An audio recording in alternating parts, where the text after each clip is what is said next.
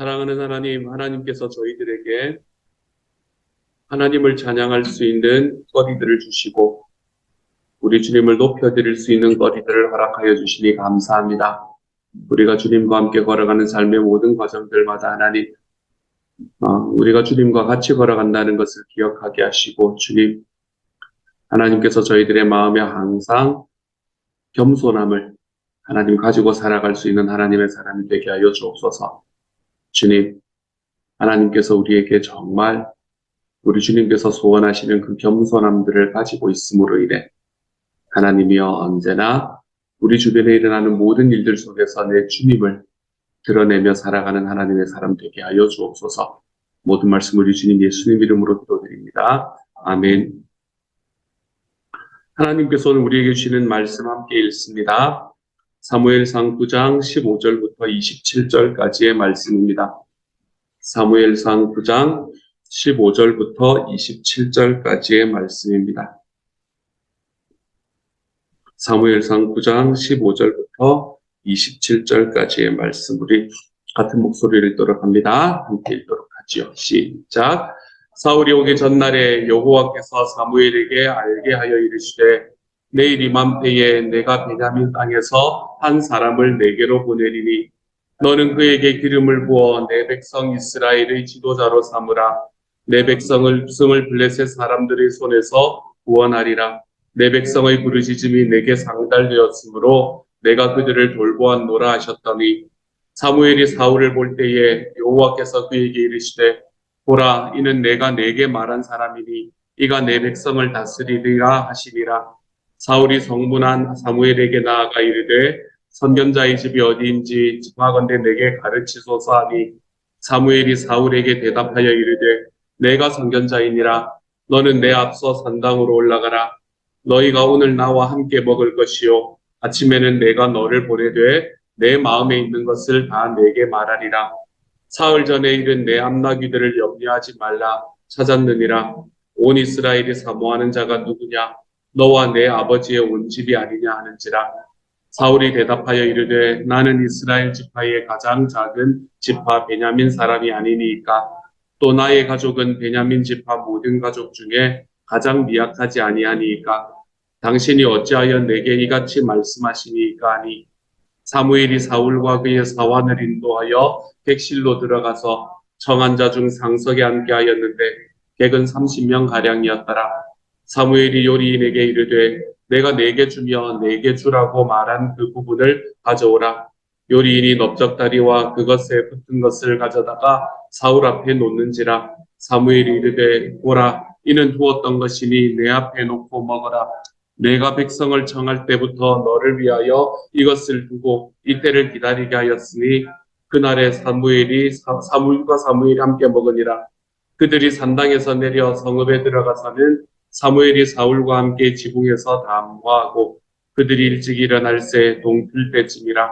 사무엘이 지붕에서 사울을 불러 이르되 일어나라 내가 너를 보내리라 하매 사울이 일어나고 그 두 사람 사울과 사무엘이 함께 밖으로 나가서 성읍 끝에 이름에 사무엘이 사울에게 이르되 사환에게 우리를 앞서게 하라 하니라. 사환이 앞서감으로 또 이르되 너는 이제 잠깐 서 있으라. 내가 하나님의 말씀을 내게 들려주리라 하더라. 아멘. 어제의 말씀에서 우리는 사울과 사무엘이 만나는 장면을 우리가 함께 바라보았습니다. 두 시대가 함께 만나는 장면이었죠. 사무엘로 이야기가 되는 사사의 시대와 사울로 이야기가 되는 왕의 시대가 함께 만나는 그 장면을 우리는 함께 이야기를 했었습니다. 그 과정을 통해서 하나님께서 어떻게 우리의 삶에 있는 우연들을 모아서 필연으로 연결시키는가라는 것에 관한 이야기를 또한 함께 나누기도 했었었죠. 이런 과정 속에서 이제 사무엘은 하나님 앞에 어제도 말씀을 드렸지만 그 사람 사울이 왕이라는 것을 어떻게 알았는가? 하나님께서는 그 사람 사울이 왕이라는 것을 안 것이 그 전날에 하나님께서 그에게 이야기해 주셨기 때문이다 라고 오늘의 말씀은 말합니다.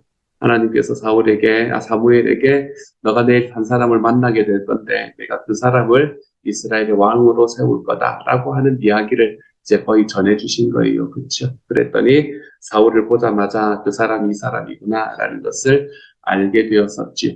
하나님께서 사울을 왕으로 세우셨다라는 사실을 알았기 때문에 그는 사울에게 여러 가지를 제안하는 것을 오늘의 말씀에서 보게 됩니다.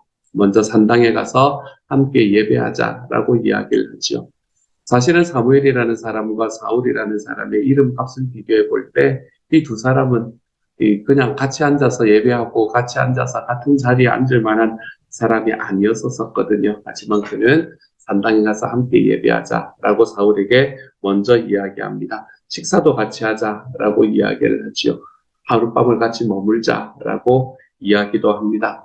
그리고는 사울의 마음속에 계속해서 고민이 되던 것, 지금 사울과 이 사화는 그것 때문에 여기까지 왔지 않습니까? 그렇죠? 그 고민되던 암나기들은 이미 찾았으니 염려하지 마라라고 이야기를 합니다. 아니 사울이 이야기도 하기 전에 나귀에 대해서 물어보자 하고 여기 올라간 것은 맞지만 사울이 사무엘에게 자기가 왜 왔는지 이야기를 하기도 전에 사무엘이 벌써 암나귀를 찾았다라고 이야기를 하고 있으니 사울은 사무엘을 아마 철석같이 믿게 되었을 겁니다. 아, 이 사람이 선견자가 맞구나라고 확신을 할 수 있게 되었을 거예요. 그런데 이어서 사무엘은 뭐라고 이야기하냐면 온 이스라엘이 사울과 사울의 집안을 사모하고 있다라고 이야기를 합니다. 별로 그런 것 같지 않은데 말입니다. 그때까지는 아직까지는 사울과 사무엘의 집안을 사울의 집안을 온 이스라엘이 사모하고 있다라고 이야기를 합니다. 이게 무슨 말인가 하면 앞으로 잘하자 뭐 이런 의미인 것 같습니다. 그래서 사울이 이제는 나라를 위해서 좀 큰 일을 해야 되는 그런 자리에 서게 될 거다라는 것을 은근히 암시하고 있는 것이죠. 나라 전체가 사울 너와 사울 너의 집안을 사모하고 바라보는 곳으로 너는 세워지게 될 거고 걸어가게 될 거다. 이걸 이야기를 하고 있는 이야기가 되겠죠. 근데 이 이야기에 사울이 굉장히 놀랍니다. 왜냐하면 자기는 한 번도 그렇게 생각해 본 적이 없을 뿐더러 그는 자기의 집은 자기는 가장 작은 지파 출신이 사실 이 베냐민 지파 출신이라는 게 어떤 의미인지에 대해서는 어제도 잠깐 말씀드렸잖아요. 그렇죠? 베냐민 지파 사람들이 마지막에 이 범죄한 것으로 인해서 그들이 거의 다 죽어버리고 몇백 명밖에 남지 않게 되는 이제 그런 상황을 베냐민 지파가 겪은 지가 얼마 되지 않았었거든요. 그렇기 때문에 자기는 가장 작은 지파, 이스라엘에서 가장 마지막 지파, 베냐민이 가장 마지막 지파이기도 하니까 가장 마지막 지파이기도 하고 그리고 그러한 이 범죄한 지파 출신이기도 하다라는 것이 그의 마음에 들어왔던 첫 번째 이야기였던 것 같습니다. 너의 아버지 집안을 온 이스라엘이 바라보고 있다라고 이야기를 하고 있기는 하지만 그럼에도 불구하고 그는 자기의 집안도 대단히 미약한 집안이다라고 생각을 했던 것 같아요. 내가 우리 지파도 약한 지파고 우리 집안도 우리 지파 속에서는 가장 훌륭하지 않다라고 생각을 했던 것 같습니다. 사무엘이 사울에게 이제 나라를 위해서 좀 큰 일을 해야 되지 않겠습니까? 라고 이야기하는 이 이야기에 이런 이야기를 한 이유가 그는 아마도 나라를 다스리기 위해서는 훌륭한 배경이 필요하다라고 생각을 했던 것 같습니다. 훌륭한 배경이 필요하고 그 배경으로 인해서 나라를 다스릴 수 있게 될 거다라고 생각을 할 수 있었던 것 같아요.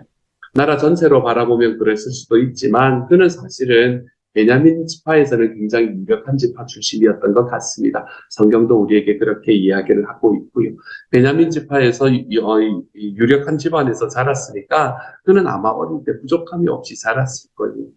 뭐 다른 집하고 비교하고 다른 집안하고 비교하고 하지 않았으면 그는 아마 부족한 것이 없게 자랐을 것입니다. 그는 또한 준수한 외모와 키를 가지고 있었습니다. 그러므로 외모로 볼 때 사람들 앞에 굉장히 교만할 수 있었던 사람이에요.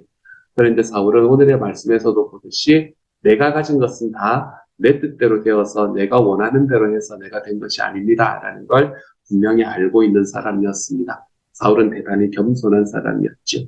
그래서 그 겸손한 점이 하나님의 마음에 딱 들었던 것 같습니다. 겸손이라고 이야기하는 것은 성경 안을 전체를 살펴보면 사람이 가지고 있는 하나님의 백성이 가져야 되는 가장 중요한 덕목 중에 하나다라는 것을 우리는 성경 안에서 너무나 자주 발견할 수 있게 됩니다. 그리고 무엇보다도 가장 큰 겸손이 무엇인가?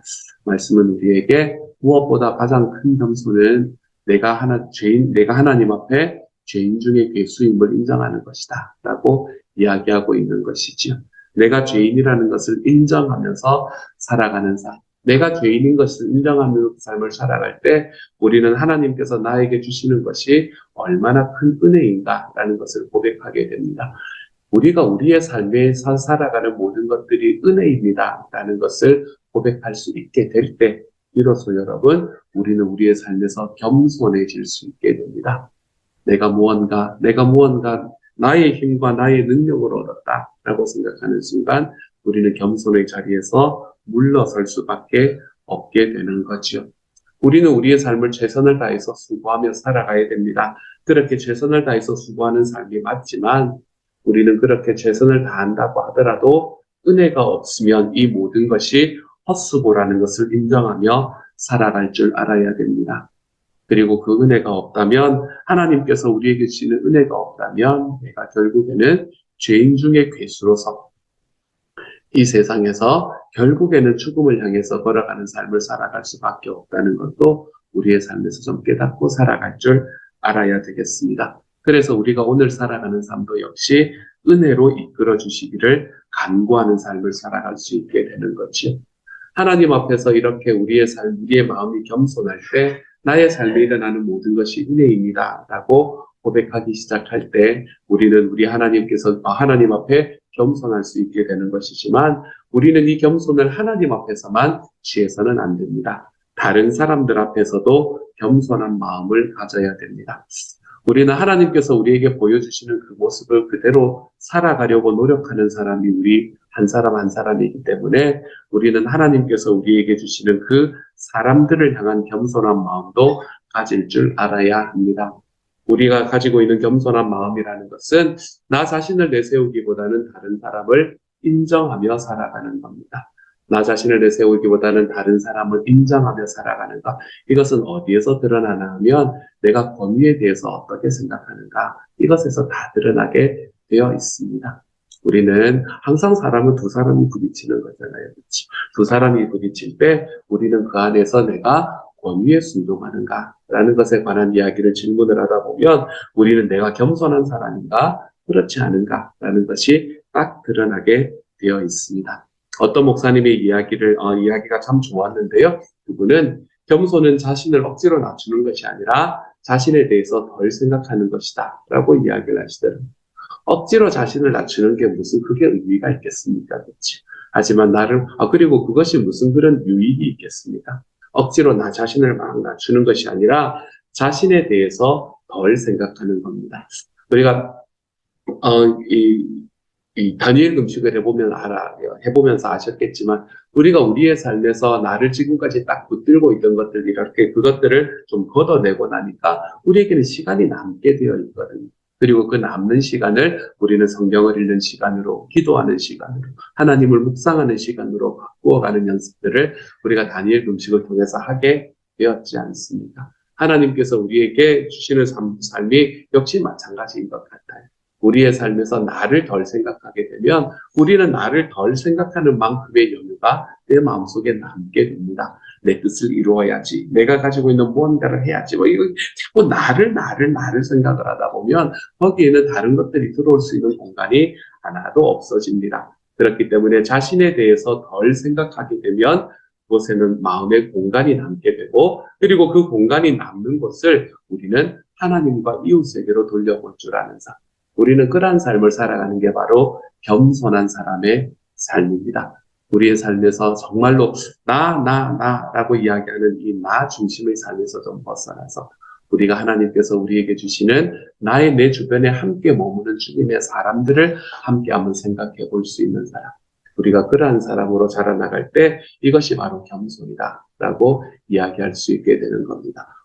저는 아무것도 아닙니다. 라고 입은 이야기하지만 행동을 바라보면 그렇지 못하시는 분들도 우리 주변에서 보이잖아요. 그렇죠? 겸손은 나를 덜 생각하는 것이다. 이렇게 여러분 여겨주시면 됩니다. 나를 덜 생각하고 내가 그 비는 자리에 하나님과 이웃을 채우는 것이다. 이것이 우리가 하나님께서 이야기하시는 겸손이다라는 것을 기억하시면 좋겠습니다. 우리가 살아가는 삶에서 우리는 은혜로 살아가는 삶이라는 것을 또한 늘 기억하며 살아갔으면 좋겠습니다. 은혜로 주어진 것을 여러분 당연한 권리로 생각하지 않으시기를 소망합니다. 은혜로 주어진 것은 당연한 권리가 아닙니다. 은혜는 우리가 왜 그거 하잖아요.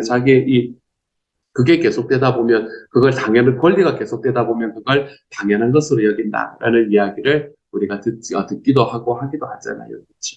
하나님께서 우리에게 은혜로 주시는 것은 우리 매일매일의 삶에 주어지는 이야기지만 우리에게 주어지는 그 은혜로 다가오는 그 하나님의 은혜가 우리의 당연한 권리는 아니다라는 것을 꼭 좀 기억했으면 좋겠습니다. 나의 권리가 아님에도 나의 삶에 베풀어 주시는 하나님의 사랑과 하나님의 은혜가 있기 때문에 우리가 그것을 은혜다라고 이야기를 하게 되는 거죠. 내가 받을 자격이 없음에도 내가 당연한 권리를 가지고 있지 않음에도 하나님께서 나에게 은혜를 베풀어 주셨습니다. 라는 것을 기억하게 된다면 우리가 그때야 우리의 삶에서 나를 덜 생각하게 됩니다. 나를 덜 생각하는 자리에 나의 이웃의 마음과 나의 이웃의 생각을 채워나가보는 그 과정 속에서 권위에 대해서 내가 인정하며 살아가 볼 줄 아는 하나님의 사람, 이런 겸손한 사람이 되어갈 수 있게 되는 겁니다. 사랑하는 여러분, 저는 저와 여러분이 좀 이러한 겸손한 길로 걸어가 볼 수 있는 하나님의 사람이 되어가시기를 우리 주님의 이름으로 소망합니다. 그래서 나를 채우는 것에서 벗어나서 내 뜻대로 하겠다라는 생각에서 벗어나서 우리가 하나님께서 나에게 말씀하시는 이 겸손의 길로 한 걸음씩 한 걸음씩 걸어가 나의 삶에 일어나는 모든 것들이 은혜입니다. 하나님, 이것을 고백하고 감사함으로 나아가 볼 수 있는 하나님의 사람, 저는 저와 여러분이 그러한 사람으로 걸어가 볼 수 있는 오늘 하루가 될 수 있기를 우리 주님의 이름으로 축복합니다. 오늘은 우리가 말씀을 좀 일찍 마치고 한 가지를 위해서 좀 기도했으면 좋겠다라는 생각이 들었습니다. 오늘의 말씀이 그거였잖아요. 그렇죠? 겸손은 자기 자신을 억지로 낮추는 것이 아니라 자신에 대해서 덜 생각하는 것이다. 그리고 자기에 대해서 덜 생각하는 자리를 나의 하나님과 나의 이웃으로 채워가는 자리다라고 이야기를 했잖아요. 그렇죠? 그래서 오늘 이 시간에는 같이 한번 기도했으면 좋겠다라는 생각이 들었습니다. 지금 좀 먼 곳에 있지만 터키에서는 몇 명이 이제 마지막으로 생명을 잃었을지를 잘 모르게 되는 상황이 지금 벌어져 있습니다. 수천 명, 시리아와 터키, 수천 명, 어쩌면 수만 명이 될지도 모르는 그 죽음을 앞에 놓고 살아가는 사람들입니다. 나를 덜 생각하고 나의 이웃을 채워나간다라는 그 자리에 우리가 이분들을 좀 채워볼 수 있는 시간이 되었으면 좋겠습니다. 하나님, 불쌍히 여겨주십시오. 하나님께서 지금도 건물의 잔해 아래에서 구조의 손길을 요청하고 있는 사람들이 발견될 수 있게 하여 주십시오. 하나님께서 우리 터키에 있는 우리 모든 사람들 한 사람 한 사람들에게 하나님의 능력을 부어주십시오.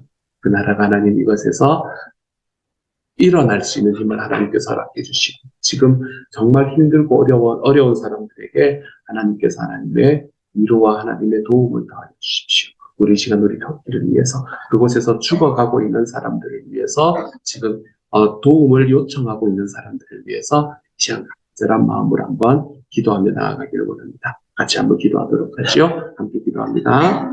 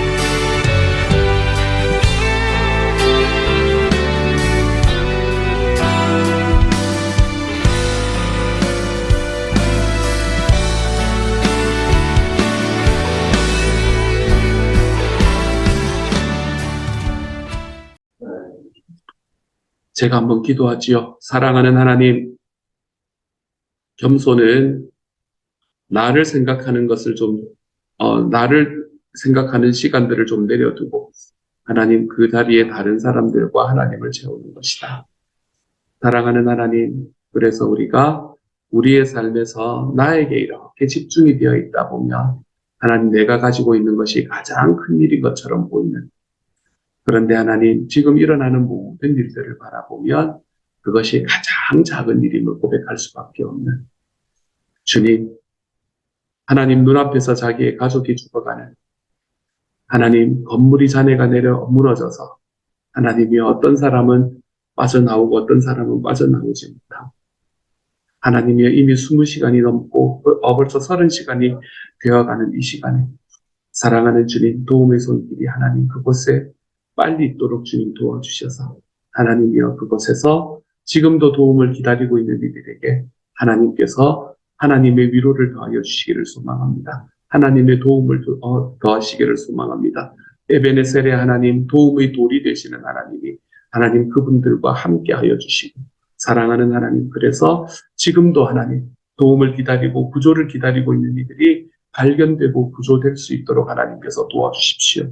하나님 건물들이 지속적으로 무너지고 있는데 이제는 여진이 하나님 없어질 수 있도록 주님 도와주시고 하나님이여 그래서 더 이상 건물이 무너지지 않도록 하나님께서 도우시고 함께하여 주옵소서. 건물 아래에서 하나님 기다리고 있는 사람들을 하나님 발견되게 하여 주시고 하나님이여 정말 그 모든 것들을 필요한 것들이 하나님 우리 터키 시리아에 하나님 놀랍게 채워지는 역사가 하나님 보여질 수 있도록 도우시고 함께하여 주시기를 소망합니다. 결국에 이를 때 하나님이여 가장 약하고 가장 가난하고 가장 힘든 사람들부터 하나님 희생되게 되어 있는데 하나님이여 그러한 희생들이 이번에 최소화될 수 있게 하여 주시고 이제부터라도 주님이여 그곳에 하나님께서 주시는 회복과 하나님께서 주시는 이 부흥하는 역사가 하나님의 그곳에 다시금 일어날 수 있는 터키와 시리아가 되도록 주여 도와 주옵소서. 모든 말씀 우리 주님 예수님 이름으로 기도드립니다.